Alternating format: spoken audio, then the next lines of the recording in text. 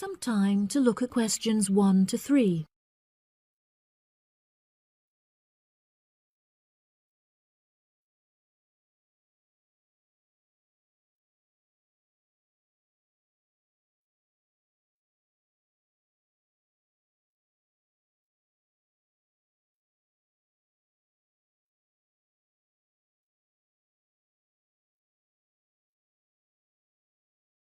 That'll be $23. Right, there's your change. Have a nice trip. Oh, I'll just get your bags out of the boot. Thank you very much. Now, George, let's find the check-in desk. Yes, but with all the changes they have made here at the airport, I'm not sure where the check-in desk is. I know, it's strange, isn't it?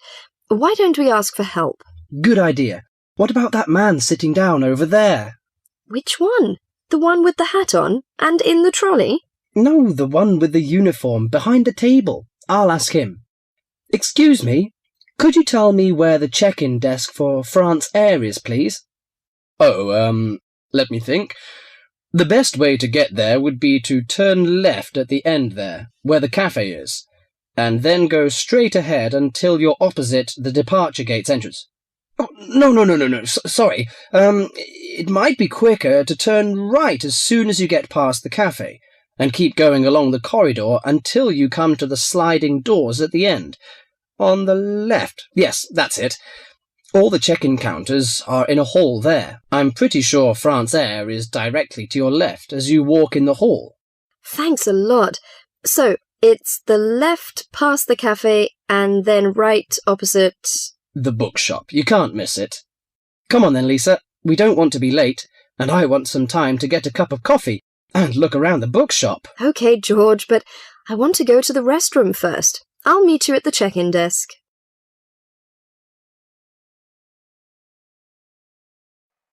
Before you hear the rest of the conversation, you have some time to look at questions 4 to 10.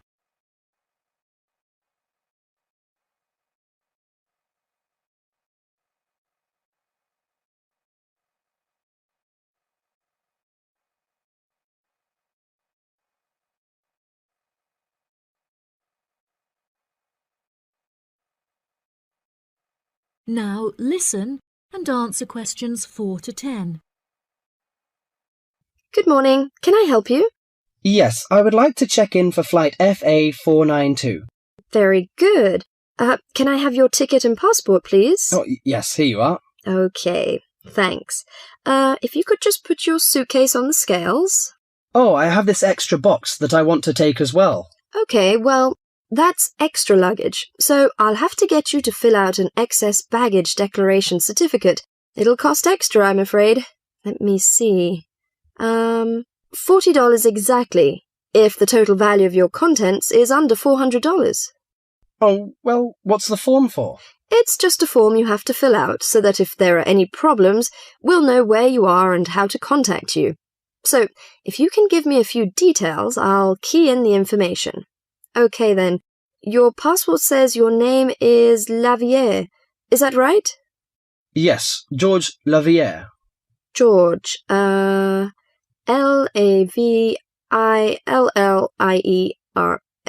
Good.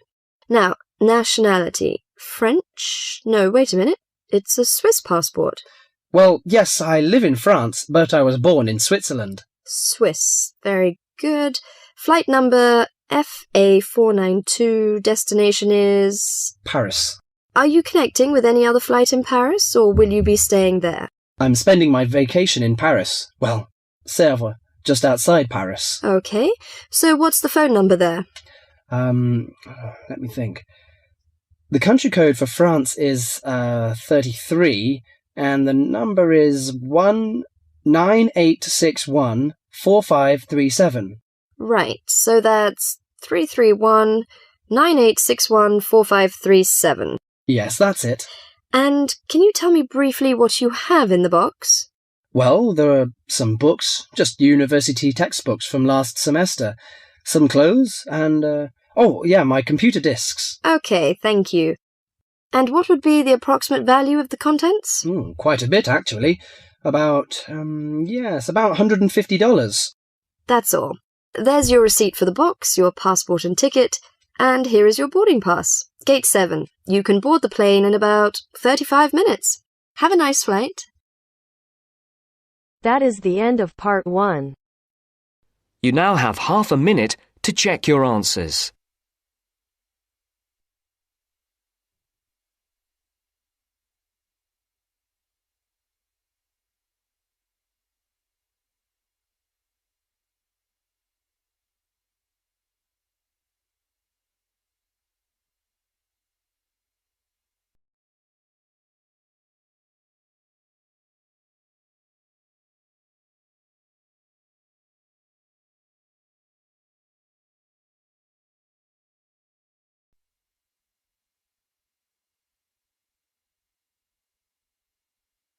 Now turns to part 2. Part 2. You will hear part of a talk given by a member of staff at a hospital. First, you have some time to look at questions 11 to 15.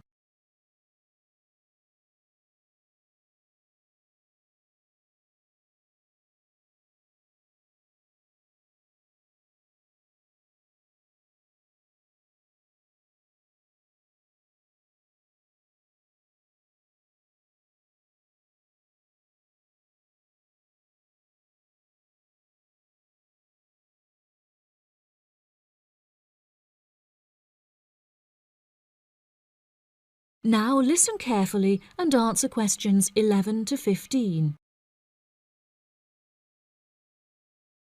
Hello, and welcome to the homepage for the Healthy Hearing Medical Clinic and Surgery, where we'd like to share a little more information about the services we provide and more. Our hospital is one of the leading specialised hospitals in the United Kingdom, attracting the very best healthcare professionals from around the globe. Not only are we a leading medical practice, but we are also the only hospital in the United Kingdom dedicated entirely to the treatment of and research into the curing of hearing loss. Our facilities and staff here are renowned across Europe, attracting thousands of patients a year. Our consultations can number anything up to 11,000 patients a year. However, we aim to treat around 5,000 patients a year so as to maintain and ensure the quality of our services. Our patients are guaranteed the highest standard of care, as well as the use of our first-class facilities. All patients requiring overnight treatment are provided with their own private room with ensuite facilities, as well as a state-of-the-art entertainment centre, which includes a flat-screen LCD television and PlayStation. Appointments with our healthcare professionals can be made at any time during the week, with female doctors available between 8 a.m. and 11 a.m. If you need to see a doctor outside of these times, please visit the Out of Hours page of our website for more information. Our doctors are all trained to an exceptionally high standard and practice a vast array of specialities. Mr. Roberts is a fully qualified ear and throat specialist. Mr. Edwards is a pediatric hearing specialist, while Mr. Green specializes in reversing hearing loss. For more details about our people, please visit the staff members page on our website. During a consultation, doctors will sometimes decide medication is required, for which patients should receive a prescription. There are several pharmacies within the city. However, we recommend that patients use the pharmacy housed within our healthcare facility. Our in-house pharmacy is well stocked at all times. Our products are competitively priced, and our pharmacists are on hand to help and advise from 8 a.m. until 10 p.m. from Monday to Saturday, and from 9 a.m. until 12 p.m. on Sundays. If you require any help outside of these hours, please see our Out of Hours page on the website. Since the Healthy Hearing Medical Clinic and Surgery also functions as a teaching hospital, we aim to provide our students with every opportunity to expose themselves to medicine in practice. Therefore, we would like to encourage our patients to give their consent for a medical student to attend their consultations. If our patients are not comfortable with this, there will be a form at reception where patients will be able to opt out. Before you hear the rest of the talk, you have some time to look at questions 16 to 20.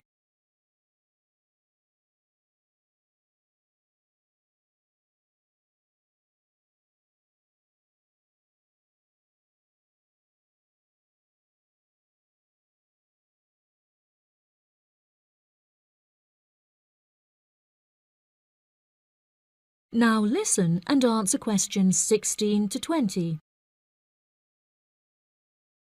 Now, please look at the map I've given you of the Healthy Hearing Medical Clinic and Surgery. For those not familiar with our practice, reception can be found through the main door at the end of the corridor. If your consultation is booked with Mr. Green, you need to go through the main door and turn right by the nurse's desk, and his office is at the end of the corridor on your left-hand side.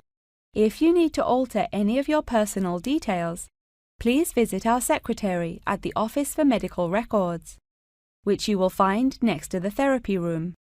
If you're awaiting surgery, please first check in with reception before taking the first door on the right after you enter the clinic. Finally, in the event that you feel disappointed with any of the services we have provided, or have any further questions, please locate our manager's office, which can be found near the Office for Medical Records and between two closets.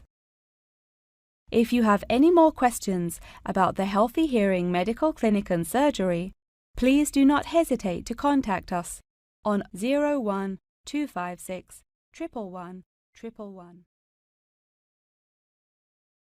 That is the end of part 2. You now have half a minute to check your answers.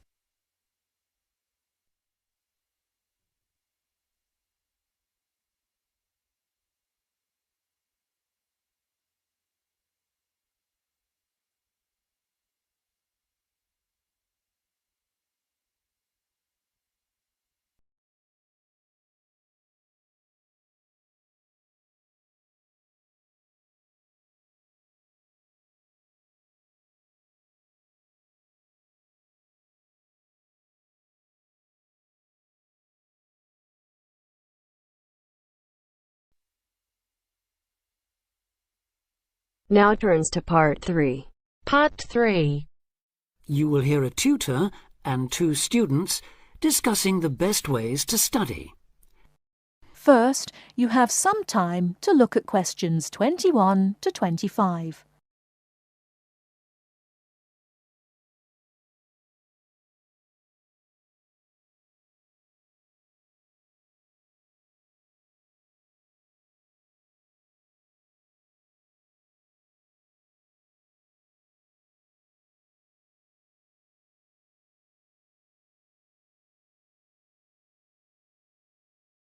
Now listen carefully and answer questions 21 to 25.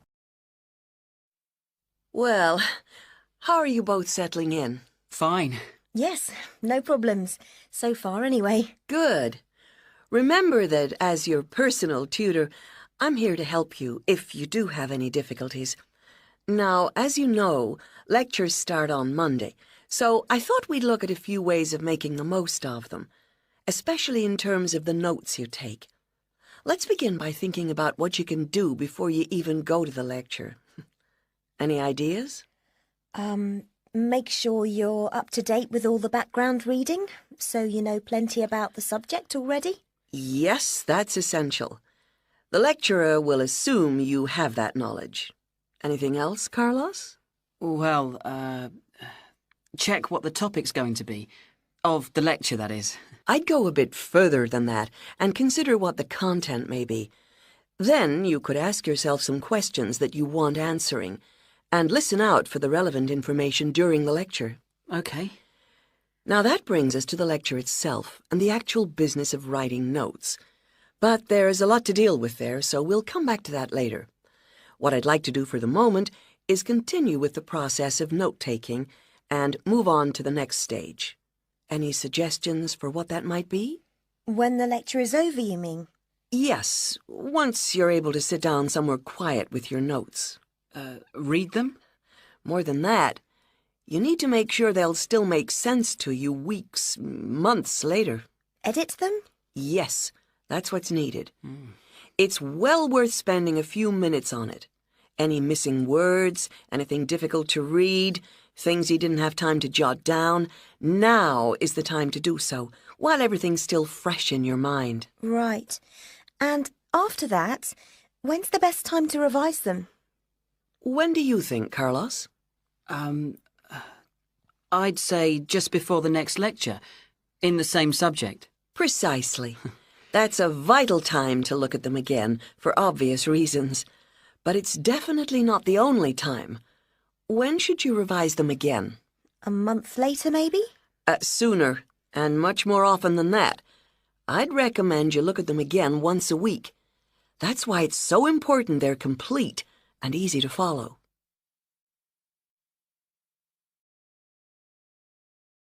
Before you hear the rest of the talk, you have some time to look at questions 26 to 30.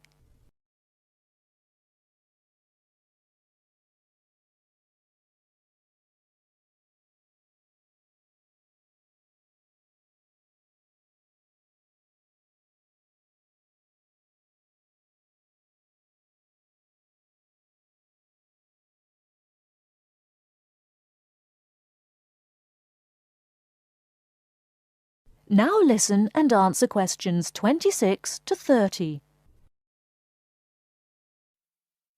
Right. Let's go back to note-taking and begin with the basics before the lecture has even started. What should you do when you walk into the room? Get a good seat, at the front if you can, where you can hear clearly and avoid distractions. Yes, though obviously others will have had the same idea, so it's as well to get there a bit early. So, when the lecture's underway and you're busy jotting things down, what should you try to ensure? That you're getting all the main points. And what if you don't catch something you know must be important? I'd leave a space. Then I could check it later, perhaps by asking a question at the end and fill it in afterwards. That's an excellent way to deal with it, yes. And there's something else I'd like to mention here. Talking about going through notes afterwards, it's absolutely vital that what you write is legible for one very good reason. It saves time. You'll waste many hours during the course if your revision is held up because you can't read what you've written. Okay, what else can we do to make listening and note-taking more efficient? Well, I always listen out for signpost words. Sorry, what are they? They're the ones lecturers use to say where they're going. A bit like a signpost at a road junction, I suppose. Things like, the first reason is, however, to sum up, and so on. Yes, they can tell you when something important is coming, and help you organize your notes, too. Is there anything else you can add, Carlos? There's something I think's very useful, but it's later, after the lecture is finished. That's fine. Go on. Well, what I do is go through what I've written down, summing up the main points in a few words in the margin, on the left-hand side of the page. I try to use words that'll jog my memory, so that I can remember what everything's about when I look at them again. Yes, that can work very well. What some people do to review their notes is cover up their full notes from the lecture, maybe with a piece of paper or a card, and concentrate just on what they've put in the margin, trying to recall the details. Then they move the cover down a little and check whether they were right. Or you could put your main points on another piece of paper and clip them together. Instead of covering and uncovering, you just hold a page in each hand. Sure. It's down to personal preference, really. Everyone has their own learning style. That is the end of part 3.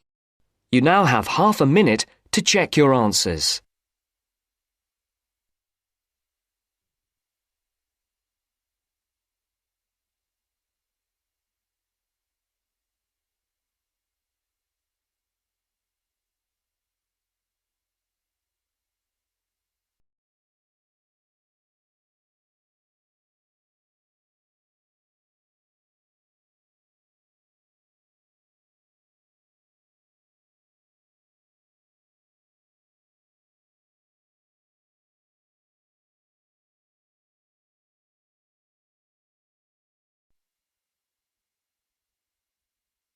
Now turns to Part 4.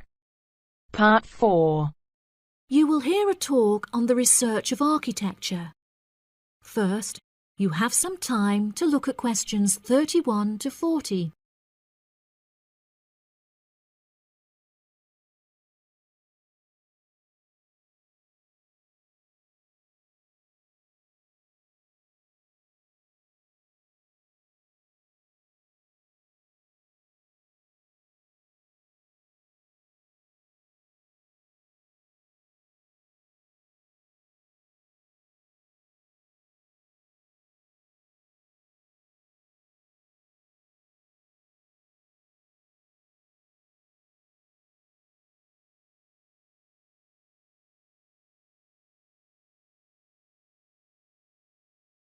Now listen carefully and answer questions 31 to 40. Welcome, class, to your very first lecture in this series on architecture, conducted by myself, Dr. Torben Dahl. Today we will be looking into the relationship between climate and architecture, where I will be giving you a critical overview of the main climate influences that shape the design of buildings. Throughout this lecture series, we will be looking at the latest research into climatic design carried out by experts in the field, in addition to case studies and examples drawn from modernist practice, both in cities and rural areas. Now, acid rain is one of the climatic elements with the most devastating effects on our architecture. The chemicals in acid rain can cause paint to peel, corrosion of steel structures such as bridges, and erosion of stone statues. Since the 1970s, our government has been making great effort to reduce the release of these chemicals into the atmosphere, with positive results. Private organizations have also been raising awareness and funds, and recently received a huge donation from the bank. It is interesting to look at the studies that have been carried out into the effects of acid rain at varying altitudes. Research has shown that there are lower levels of acid in the damaging pollutants at higher altitudes, meaning that skyscrapers are much less vulnerable to the negative effects, as they are exposed to acid rain with far lower levels of damaging pollutants. Recently, the ALTA project was founded to carry out further research into acid rain. This project is directed towards studying the effects of acid rain on old, traditional buildings of stone construction that are vulnerable to damage caused by acid rain. Masonry is particularly vulnerable as it is easily corroded and weakened by the acidic chemicals. It is imperative that we protect these buildings, as they are valuable examples of our history and culture.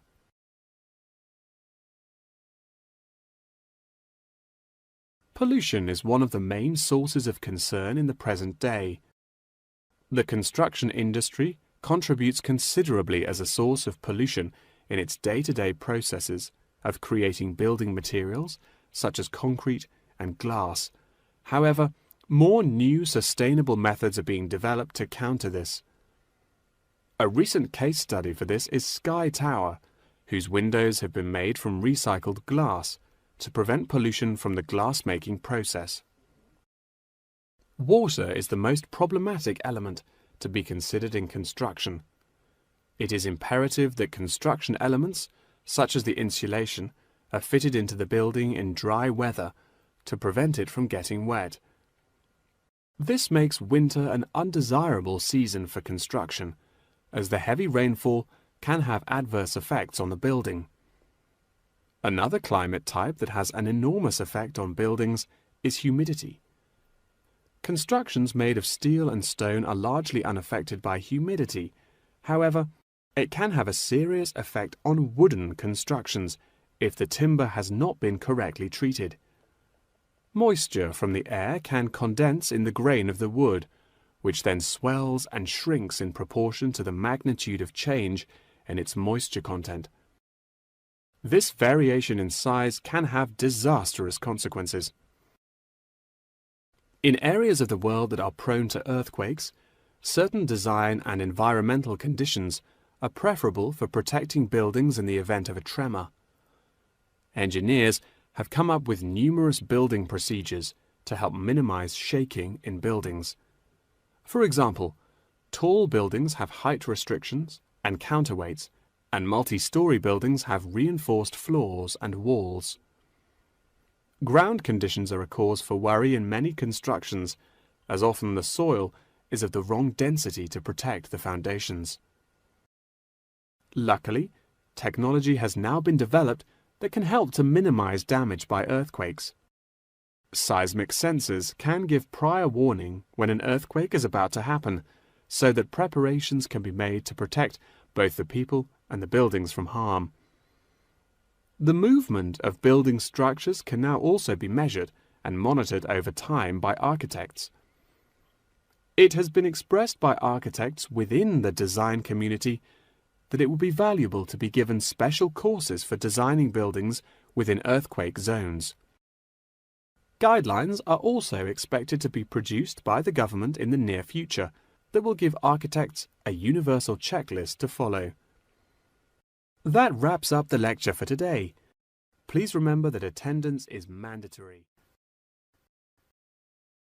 That is the end of part 4.